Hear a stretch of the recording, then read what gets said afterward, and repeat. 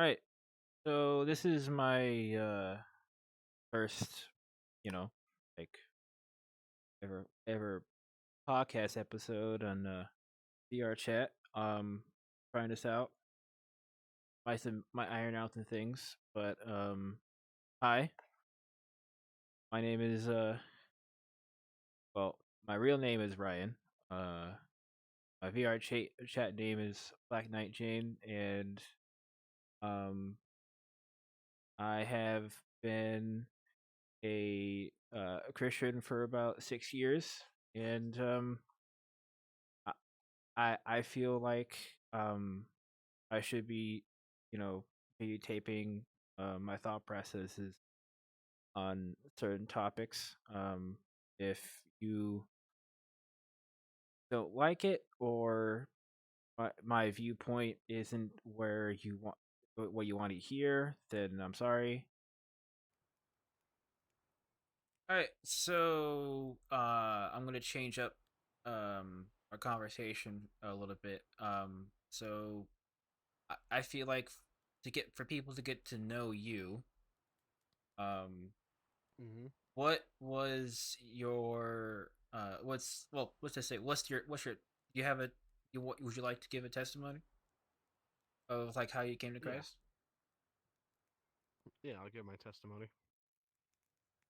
So let's see. So my both my parents are Christians, and I was sort of raised Christian, but my parents are like lukewarm, essentially. So like I remember my really from a really young age, like I we did say like do bedtime prayers, but that was only up till like, maybe like age of 5 years old. Then after that was nothing. And then every once in a while we go to church. It'd be like randomly, and wasn't consistent at all. So I really didn't know anything about the Bible or anything about God or Jesus. And then in middle school, my friends convinced me about, about being atheist, and I was like, yeah, I guess I'm atheist because because middle school doesn't help with God. They try and cut God out of school, and it's like, Yeah, oh, everything's science, this and that, and they don't teach anything about God. And even in fifth grade, our teacher was telling us about the Big Bang, and I asked him like, what was before the big like what caused the Big Bang? And, he didn't mention anything about God. He just said, well, we don't know what caused the Big Bang. I'm like, it made more sense to do as a God. So then eventually I just became agnostic. So I believe that it could be a God because if time, space, and matter had a beginning, then something had to create that. And that's how I was for a while, up until about a year and a half ago, year and a half ago. My buddy, he started going to church, so I was just asking him about what church he went to and stuff. But his church, was like hour and a half away because he was a little distance from me. But so I ended up just doing my own research. Like while I work, I'll listen like videos and stuff about the Bible, why it's credible, and other stuff. And like it's not just just Christian apologists. I listen to the other side too because I like building an informed decision on stuff. So I listen to both sides, and I guess that's why I'm so well informed on like arguments against it, and why I can defend pretty good against it, and even against even other religions because I watch I watch a lot of stuff because I work 8 hours a day, watch videos for 8 hours, basically just playing in your ear so you can learn all the information. yeah. And then I say a year ago is when I start became a Christian really, and then I just kept studying, following God more and more like as I went because I'm sure I was living the same life as most people here, like lustful, life, and I thought I was a good person, but in the eyes of God, I was basically filthy. And now I've gotten to the point where I don't I don't swear anymore because it's like was it Ephesians 4:9? I believe Ephesians 4:9. It says, "Don't let any filthy or like worthless word leave your mouth unless it bestows grace upon the listener." And I've gotten to the point where like I do like sharing the knowledge and talk about Jesus to other people. So if I'm at that point, I don't want to have any, I don't want to be swearing and putting people off from God because I should be a higher example of how other people should be. So yeah, it's just it's a whole like they say it's a what's it process of sanctification, and bit by bit, I'm working on it. I've been getting better, and yeah. So, what are some topics you have for us that you wanted to discuss for the podcast? Um, there's a couple of things that I feel like uh I want to talk about. Um, Mm-hmm. one is that um I see a lot of people nowadays um who that are like in the faith that Mm-hmm. um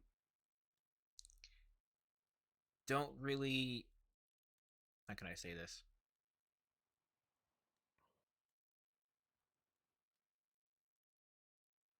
Now, this is probably for people who are like different levels when they first start out, Mm-hmm. but I have noticed that a lot of people when like things happen in their life, they tend to blame their creator instead of um, realizing potentially maybe uh, the curator is actually doing something in their life for the good, and they haven't realized it yet until the end, until the outcome. Yeah, yeah. It's kind of like once you get the whole picture, you realize it's for your good. It's like when you go through that heartbreak, and then you realize I taught you like a very valuable lesson about like how you the people you should pick out to date and like who you should spend your life with, and stuff like that. You don't get the whole picture, so you don't fully understand till the end. And a lot of people will be blaming God, like, why did you do this to me, God? Why, like, but you don't understand that His thoughts are higher than our thoughts. And a Yeah. lot of people don't get that because like just because you don't understand doesn't mean it doesn't help people out in the future or however it fits into God's plan. And you know, go on top of that. Um, I know some people kind of struggle with sometimes surging of emotions for different circumstances. Hmm. But I mean, I know I've dealt with it in my life. You've probably dealt with it in your life where a Yeah. situation happens and um, you don't really see the you're too into your emotions to see the bigger picture of what's happening. Um, Yeah. a perfect analogy for Yeah. that is how we were watching the Prince of Egypt, where they did the Hmm. song "Look for Heaven's Eyes." You know, Yeah. um, I would just like to say that if people don't know what we're talking about, please watch that movie. Even though they don't really do justice to the Exodus story, but there is some life lessons you can learn biblically from what Yeah. they gave. I, So I say it's good. It's good to definitely show younger kids and stuff so they can get an idea of what Exodus was and why it's important. And it's still still a good movie to watch with your kids because it is a still entertaining movie because we were even watching it my first time seeing it. I liked it, but yeah, yeah, it uh, for me personally, um watching that movie, getting to the point uh where they do the song "Look for Heaven's Eyes." My first time watching the movie, um, that movie for that scene of the song was like a revelation for me because I was like that too, where Hmm. I would let circumstances and situations dictate my faith, but Hmm. by getting that by realizing that perspective is kind of literally everything. Hmm. Sometimes it's kind of hard to see it like that, but sometimes it's like needed because Hmm. look Yeah, for that's what. heaven's eyes is is Yeah. it's more profound than like surface level, but when you really Hmm. think about it, it's like a good thing to live by, Yeah. Well, it really shows you how you need to have faith in God in whatever He's doing. Like your every step you take, you need to do in faith. Everything you do in your life, you need to do it in faith. You can't have faith this time and then not have faith next time. You always got to have faith in everything you do. And it's like I think that puts it into perspective because like I said, his thoughts are higher than our thoughts. You just gotta trust him that he's doing what's best for you and that you're living for him. So yeah, yeah, I would say it's a good lesson on faith. Just keep trusting in God because like even the people in Exodus, they were losing their faith. They were losing their faith in God because they were wandering for like 40 years, and they when Moses went up on the mountain for the Ten Commandments, he came back. He came back down there worshiping a golden calf, yeah. and then he got so angry he smashed the tablets. And that's probably It's like another because they situation lost their like, faith in God. oh, sorry. Yeah. Yeah, that's Yeah, I was saying that's because the people lost their faith in God for some reason. yeah. And like that's actually kind of another scenario probably people are probably facing is they're using their circumstances as I don't want to sound like I'm being a little too harsh or anything, but they're using their circumstances as an idol, and that could relate boil down to um them potentially being like those people you just mentioned. Yeah, well, I think it really depends on how you look at it. Like if you look at it like a glass half full or glass half empty, it's like in Exodus, right? They got freed from being slaves, but then they're like, oh, we would have been better off being slaves because now we're wandering the desert. But here's the thing: all their needs were met by God. They Yeah, weren't slaves anymore, and they're going to the promised land. yeah. It took So my thing is, it really depends on the person, like how they view it. And then when Moses went and he put that snake on the staff or the cross, and he held it up to the people so that anyone that gazes on it would be healed from their snake bites. That was an act of faith right there because he knew God would heal the people if they saw that. yeah, So I think it really speaks a lot about faith in God. Like even when he split the rock, they needed water. He split the rock, fresh water came out for them to drink.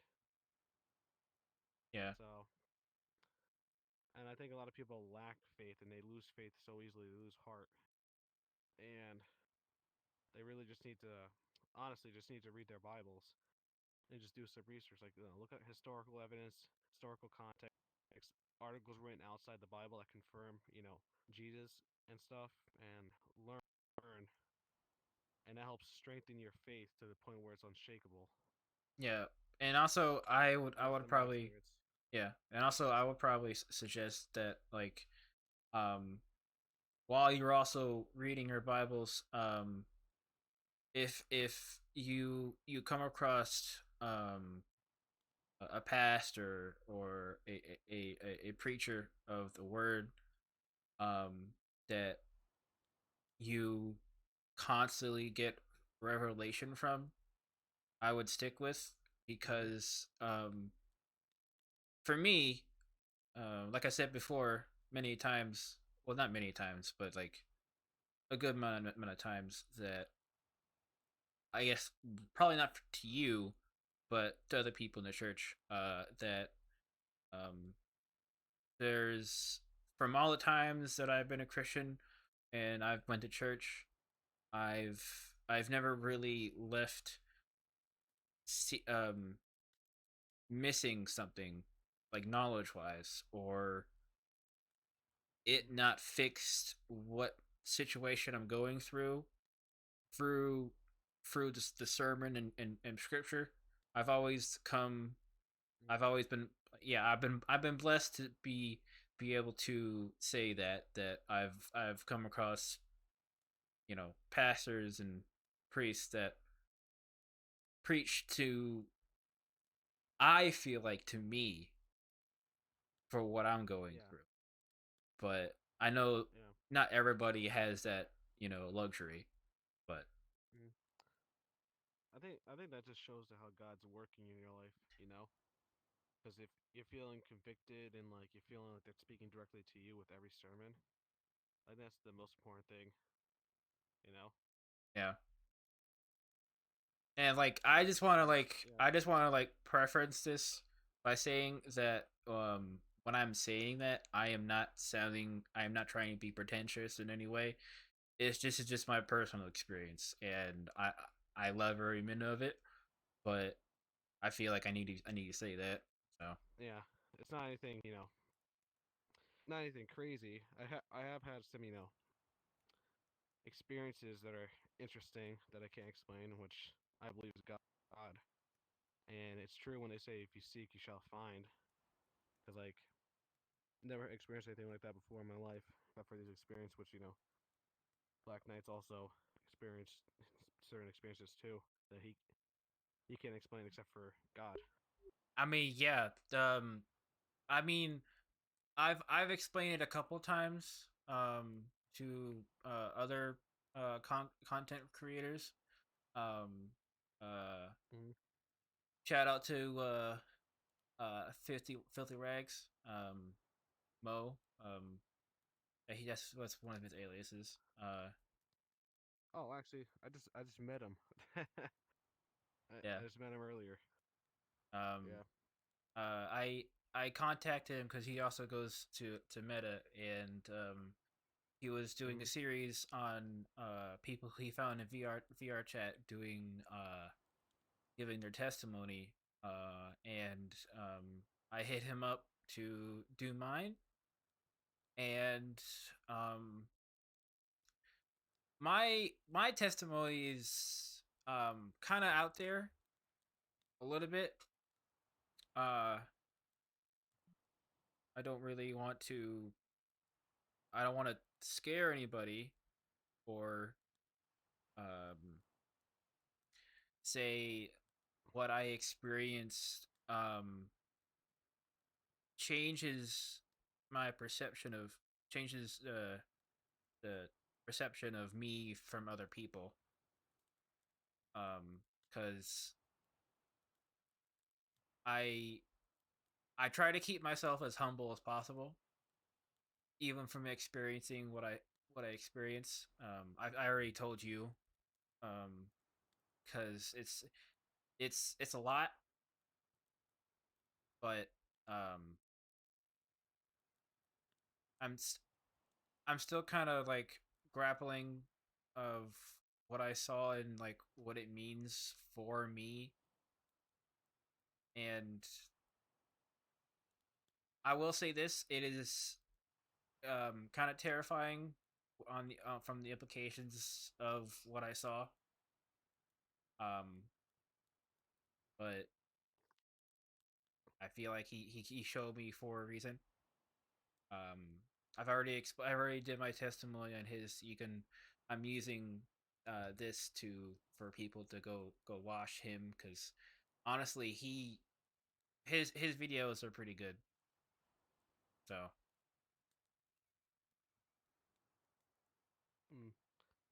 Like you're saying about pride, I think pride gets the best of us sometimes, and I think a lot of people that don't accept Christ, I think a lot of them are end up being blinded by pride, especially when you show them like concrete evidence and you give them examples that aren't, very logical. and it's just a pride in their ego not letting them be like, yeah, maybe Jesus really did live. Maybe Jesus really did do these miracles. And once you put your pride aside and you actually look at the facts and feel and like you feel him working in your life, it really humbles you and changes you. Because Yeah. I was just as prideful as the next person. Let me tell you, I was prideful, Yeah. and I mean, from I think all of us are always working on being not being prideful. yeah, What we say? yeah. From my perspective, I was raised in um my family's from New York, and we definitely personify um giving each other crap just for jokes. Like the jokes that I come across what is would make would make soft people have dark thoughts. That's all I'm gonna say.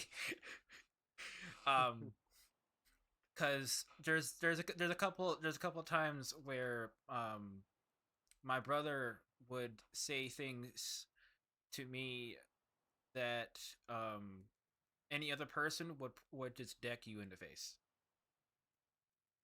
But Hmm. but like he's saying it from a place of you're my brother, but I'm gonna give you crap just because you're my brother, you know. Yeah, Um, yeah. and like uh, so my household when my brother was still living with us, he's in North Dakota now. Um, was hectic and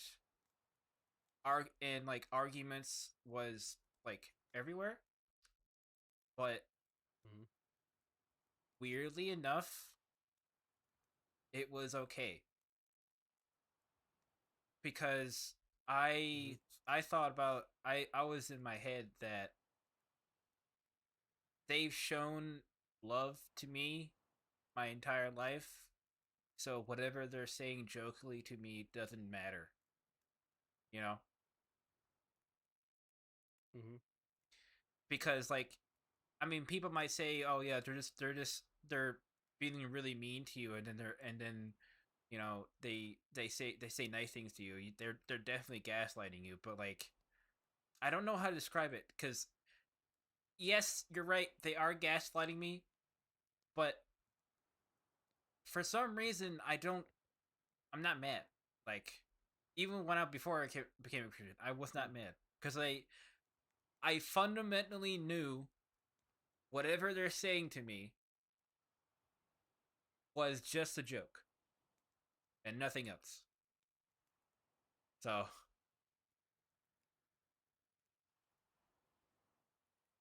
Yeah, and I think that goes for most people because it's like there's a lot of people who are like, oh, I can make jokes about like my sister or like my brother and stuff, but if you make jokes about him, I'll beat you up or something like that.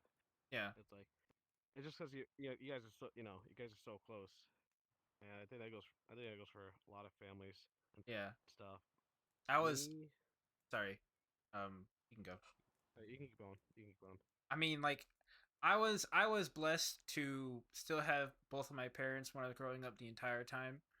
So I feel like the only reason why I feel the way I am is because they stuck together for so long. If if if I had a stepdad and my dad was sort of kind of in the picture, yeah, I would feel a type of way. I would definitely feel a type of way from the conversations I was having with my brother, and that in my back of my head would probably drive me to a lot of demented things. To say that, Mm, so yeah, yeah. It's lucky to grow up with both parents now in household. It really is. Most people don't. Like, yeah, for instance, I didn't grow up with both my parents.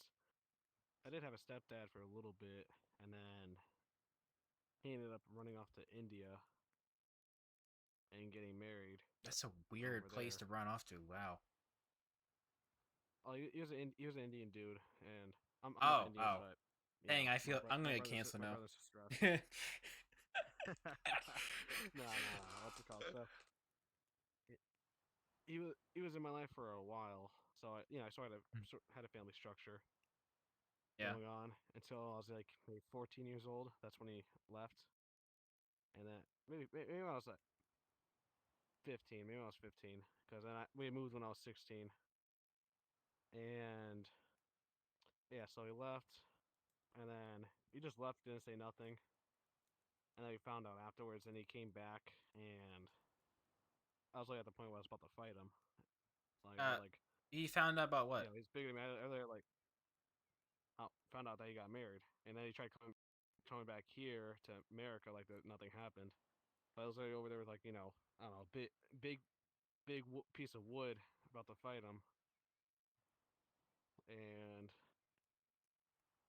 yeah, I mean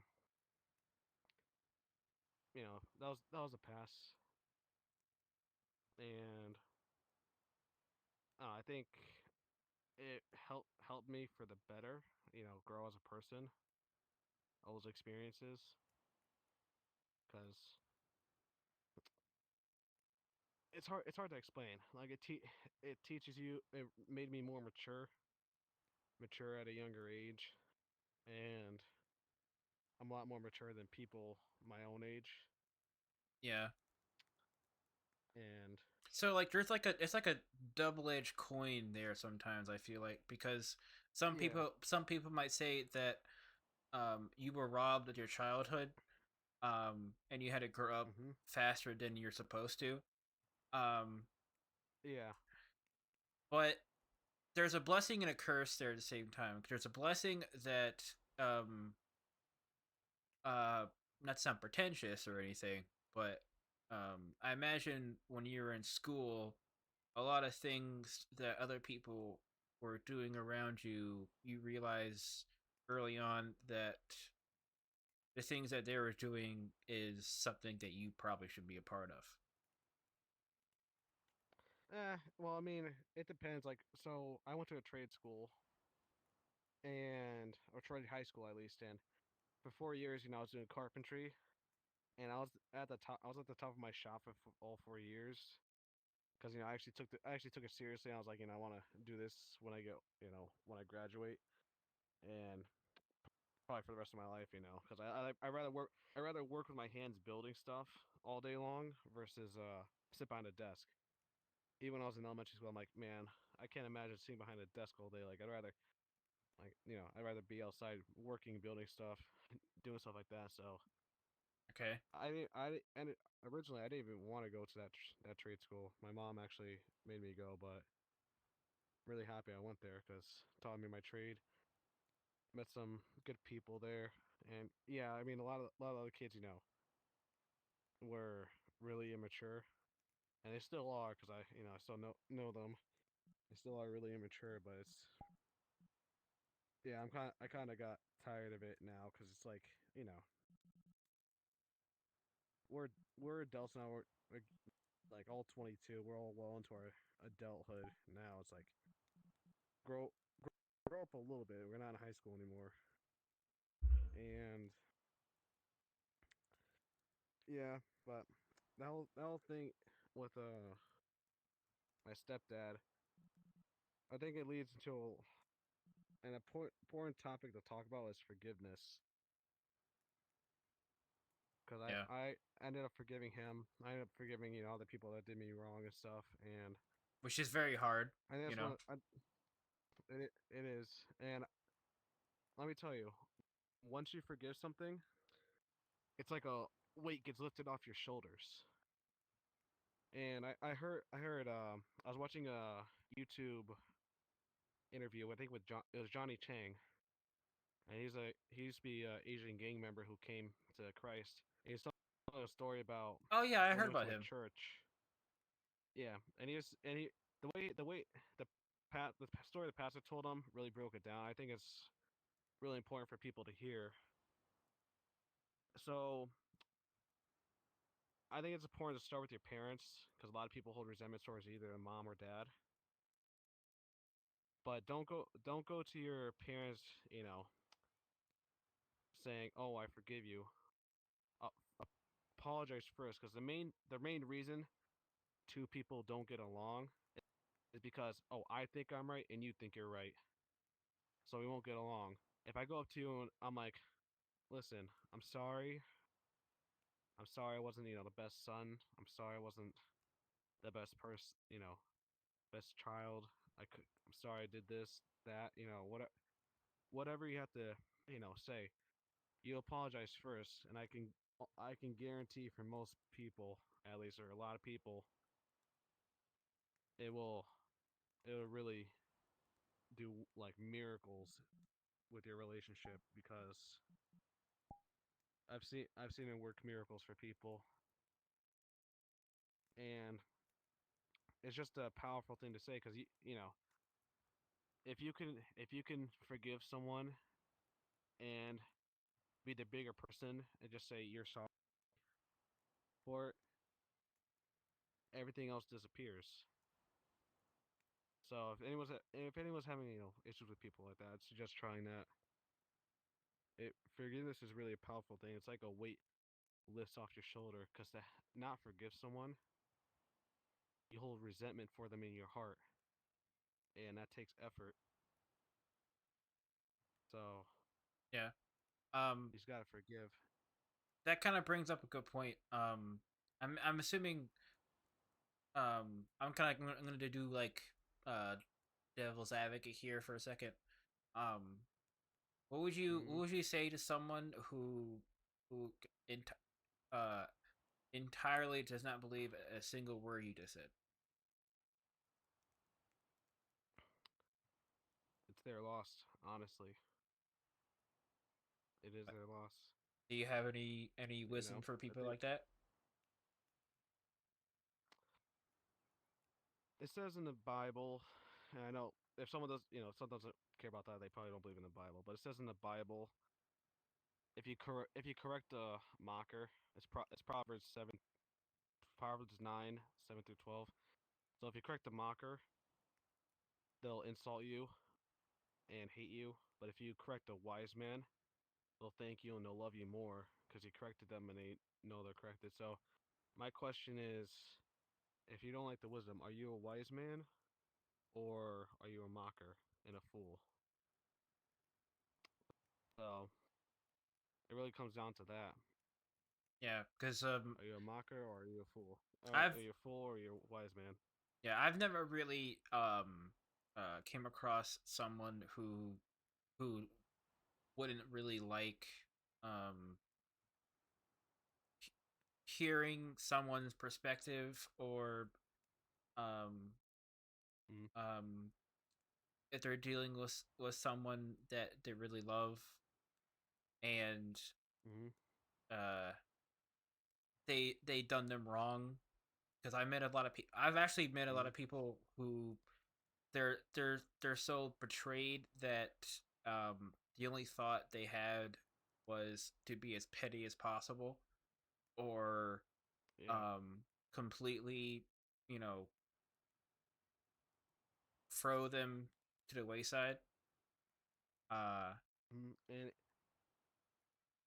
it makes you know better than that person. That's the thing, and that's not what Christ calls us to be. Christ calls us to be the bigger man. He calls us to be better. You know, yeah, it's like it makes you know better to get even. Like, what do you do if you get even? It's like even the Gentiles will get even, and it's like you gotta be the big man. You gotta learn to forgive, and once you learn to forgive, you get set free. And like people don't under a lot of people don't understand the importance of forgiveness. Like, oh, I'll never forgive him. He did all this to me. He hurt me. He did me so bad. Like, how can I ever trust him again? You don't have to trust him again. You don't have to forget what he did to you. But it's not doing you any good holding it. Was it? Resentment is like a poison in the heart, and it hardens your heart. And once you forgive, it all goes away. All that weight on your shoulders, all that poison in your heart goes away, yeah, and it's a beautiful thing that people don't understand. Um, have you ever ran into someone either in VR chat or in real life where you witnessed to them and they absolutely have no no business or reason to listen to you or and outright refuse to listen at all? I'd say you run into that more in VR chat, but even then it's rare. Cause like at least most people, if you like ask them like when you die, like do you think you're going to heaven or hell? They'll at least give you an answer like entertain the idea, even if they don't believe it. Cause it's an interesting thing for people to talk to or talk about. What's gonna happen when you die. So usually you don't. Some people I have seen it sometimes where people are just straight up mockers and they don't want to hear nothing you're saying. And you gotta have discernment and know when to call it. It's like I mean I joined World the other day, and these two people were in a screaming match with each other, and then one dude was cursing and stuff, and I ended up I gave the other dude scripture and be like just don't it says this in the Bible, don't bother with this guy.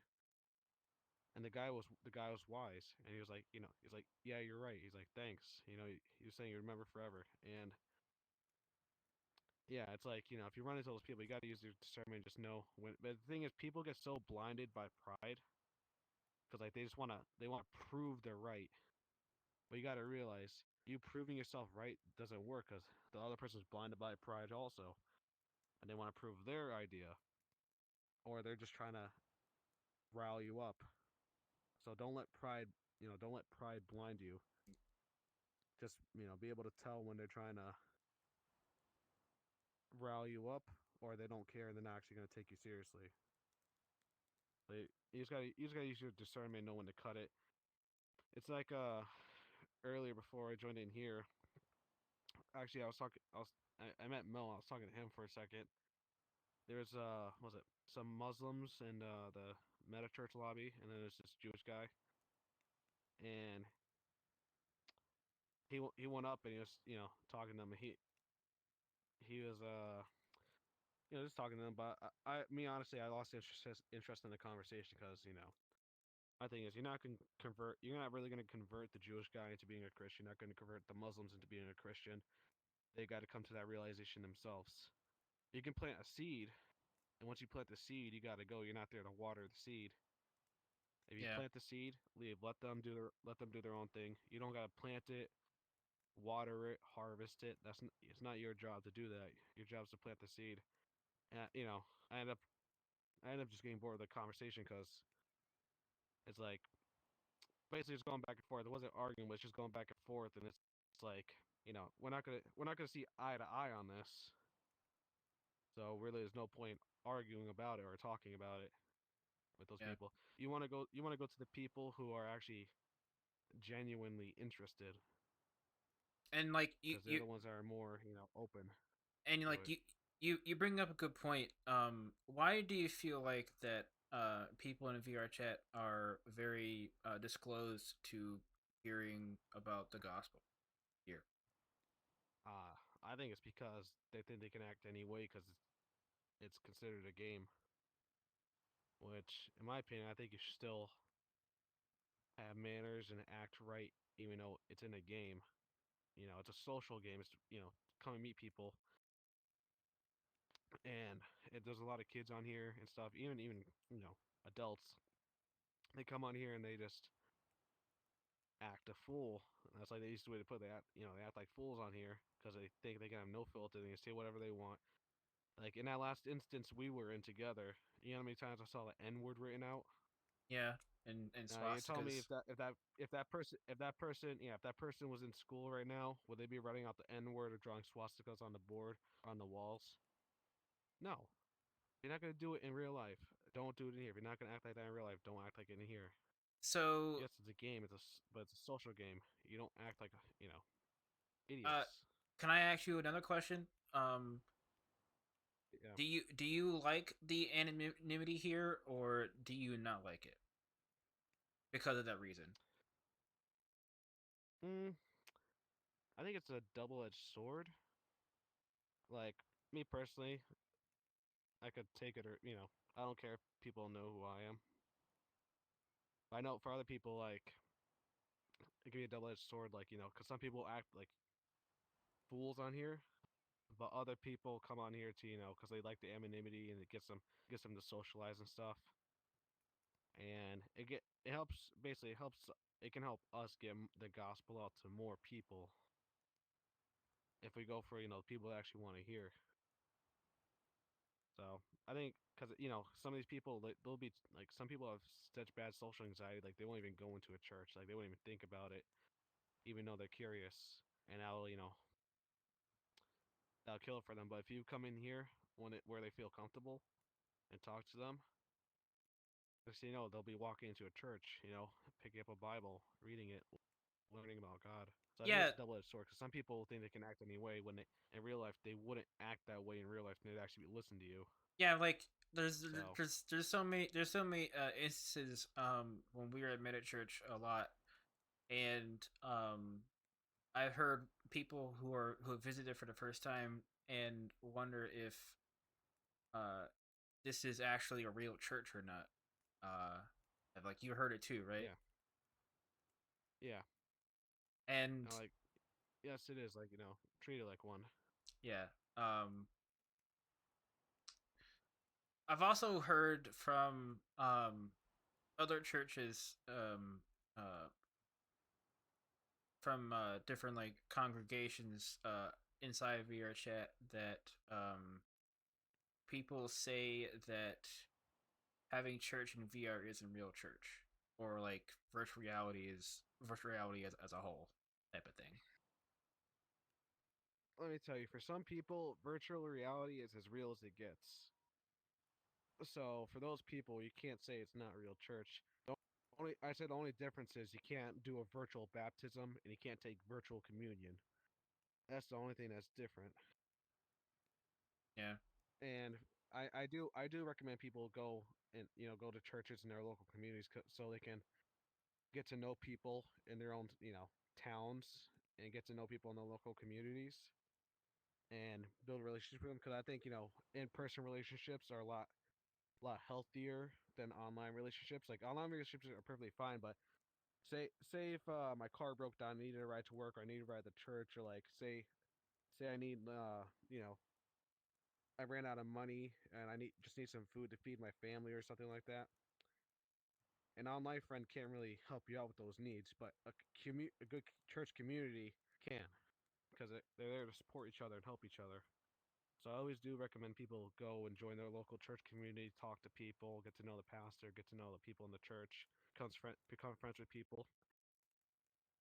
So I do think it's important to do that, but I wouldn't say VR isn't a real church. It's run like a real church. You get real church sermons. The only thing is, you can't get baptized in VR. If you get baptized in real life, it's like then you just can't take sacraments. But if you go to a regular church, you can do both those things.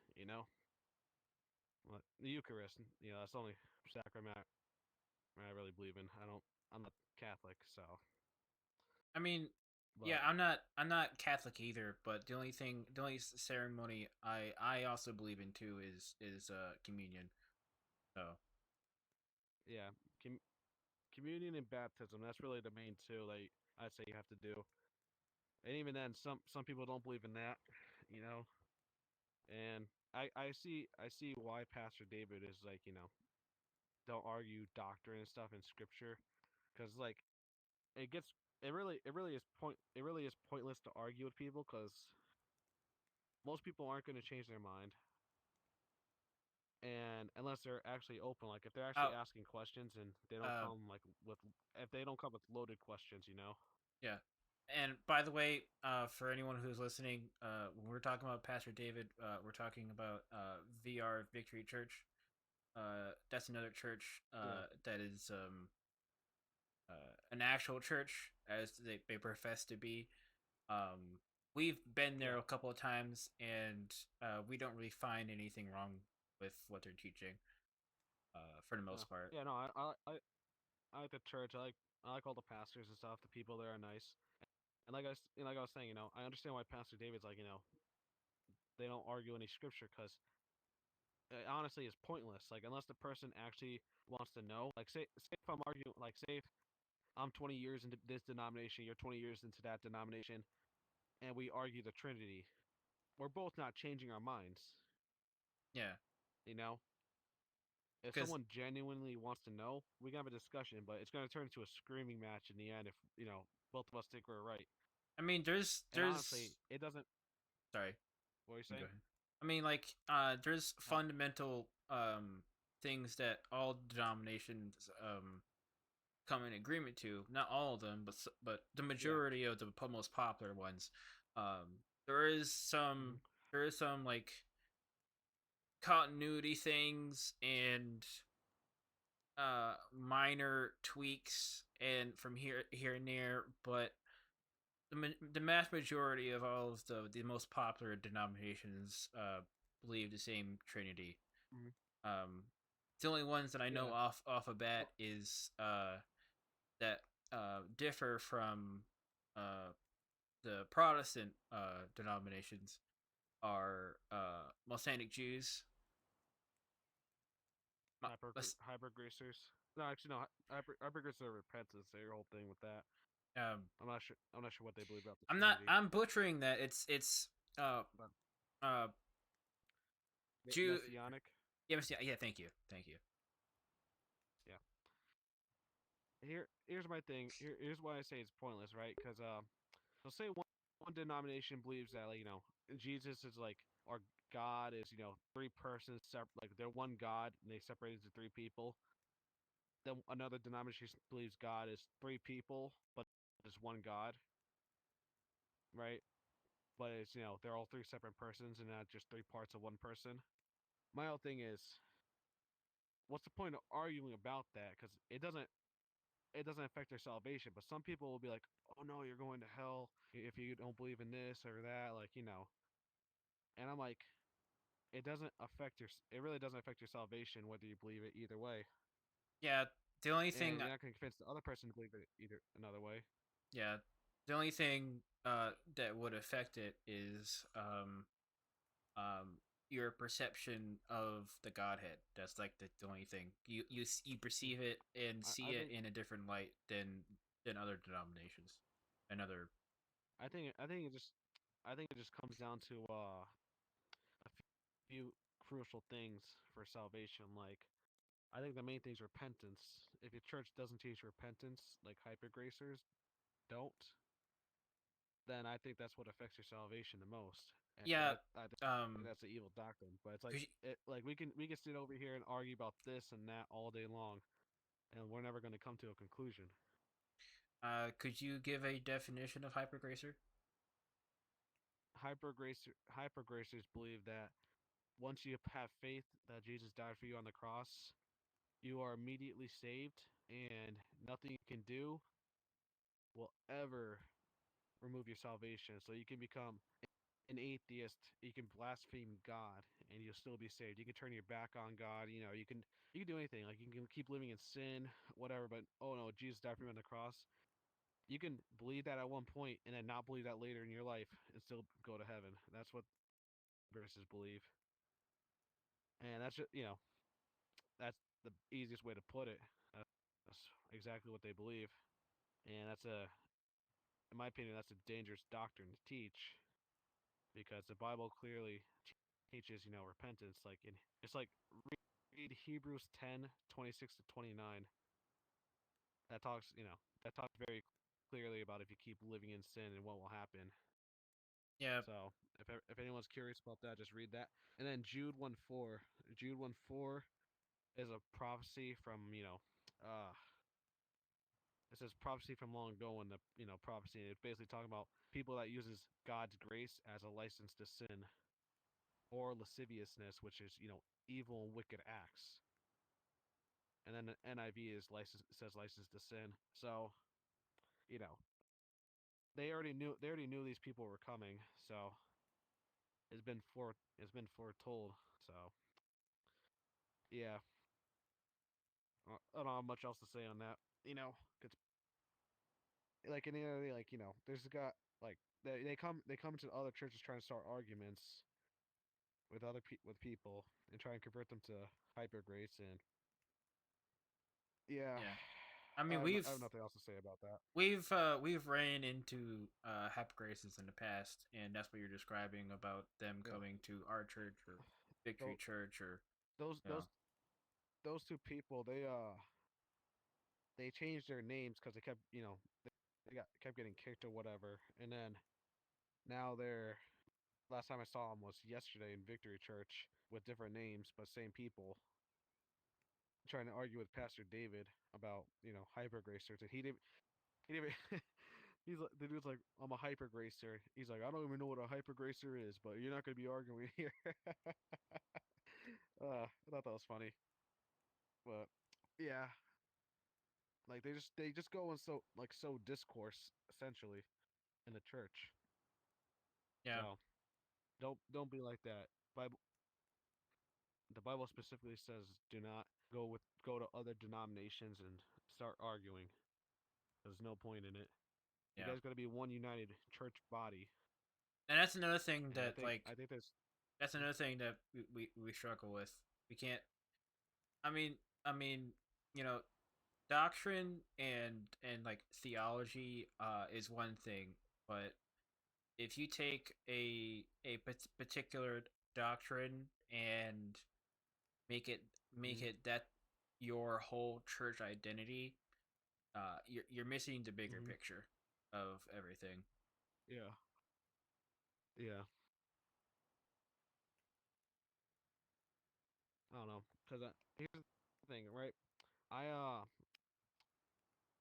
went to the Victor Church sermon today. Then after we went to a karaoke lobby, right? Hmm? And this Catholic guy joined, and he was saying that if you don't do Lent, you're not a real Christian, and you're going to hell.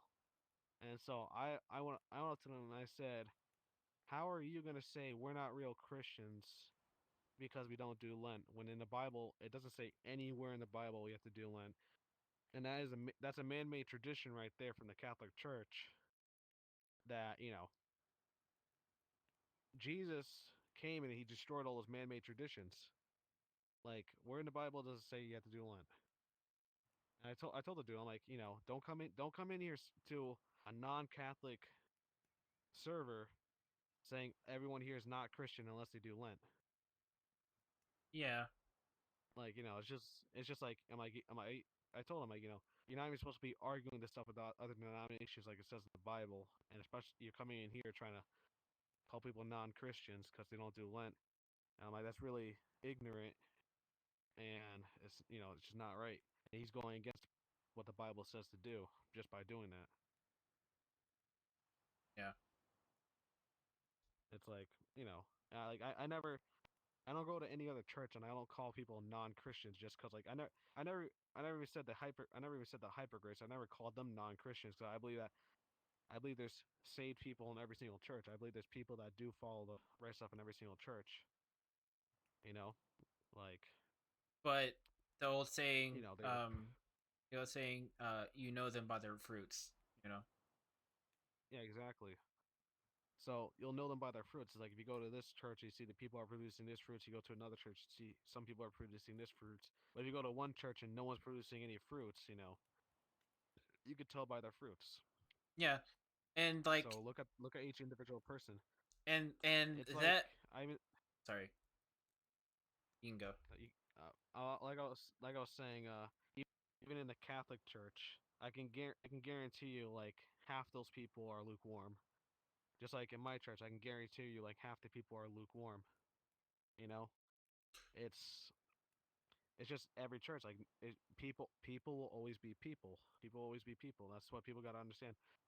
Everyone's not saved because they belong to a certain church. The path is narrow that leads to salvation. The road that leads to destruction is wide. People love living feeling comfortable. They don't love living by God's standard.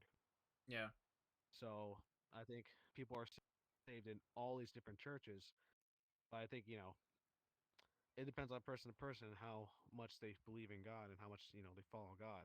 yeah. I was, Uh, my interpretation of the word lukewarm, for me, I personally dealt with that.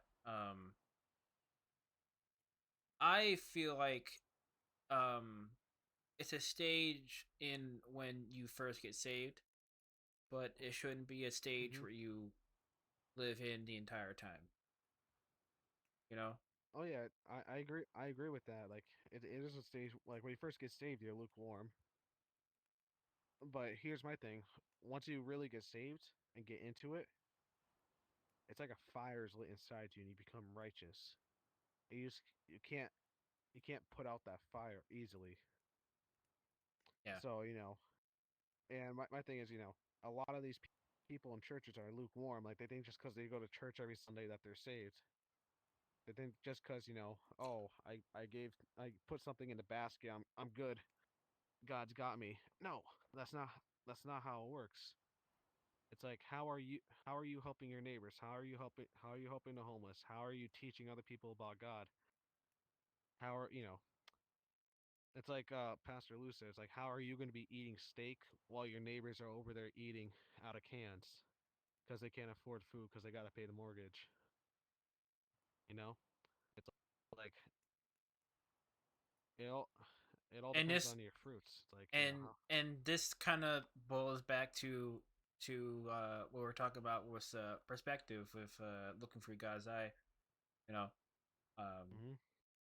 because there's like so many avenues. Sorry, there's like so many avenues that you can draw from just by the what you can get from just having a different perspective on you know your life and the world around you. You know, um, Mhm. like getting rid of your lukewarmness or uh, realizing or trying to accumulate compassion for other people. You know, it all boils down to Yeah. perspective. You know, Yeah. I think another thing is I think people need to be more loving. yeah, Was it? I think it's in Ephesians. It's funny because in Ephesians, was it chapter 13, I believe. something like that. The another word for loving they use is charity in the King James version, and they really go hand in hand. It's like people do need to be more charitable and loving, and it's like it takes a lot to love a person that you never met or show love to a stranger. It takes a lot to do that, and it takes a certain level of spiritual maturity to reach that point. Yeah, And I don't even know if I'm at that yet because it it's real hard, and you got really got to be put to the. But it's like I don't know because like a lot of people can say, oh I love these people, like even though I don't know them. But do you really unconditionally love them like Jesus loved you? Because Jesus died for us on the cross. He was beat with lead tipped whips. They pulled his beard out. The same people that were worshiping him walking into Jerusalem were the same ones who were screaming, "Crucify him!" yeah, and like a good And it's like, analogy that I've come across is there's a lot of I've seen a lot of murder cases and stuff like that on TV where during the court hearing some of the relatives um that were Christian say, "Hey, I understand what you did is wrong, but I forgive you." That takes courage. hmm That takes bravery yeah, and a lot of faith yeah. I, because I I've I've seen some of those clips too, and like those clips are powerful because you could see like all these other people were oh I hope you rot in prison, oh well, this and that, like, and the only ones that really affect them are the Christians, where they're like, you know I forgive you for doing this. and I wish the best for you because they really. I think people just don't grasp how powerful that really is, especially for the two people in that situation. Like someone killed your sister, and you're over there forgiving their murderer in court in front of them, for the whole jury. I think people don't understand how powerful that is, and I think it's a good question for all of us to ask ourselves. Like, if someone did that to our family, would be able to forgive them as Christians, like God commanded us? I mean, I'm not anything. I'm not perfect. It would personally it would take a long time of reflection on myself, but Yeah, and I feel like I have the capacity to do that, but it'll still take a lot. yeah, it does take a lot, and I think everyone needs to think about that more, the forgiveness aspect, because like I said, people just don't like to forgive. They rather just hold on to it and not be seen as in the wrong, which that plays into pride also.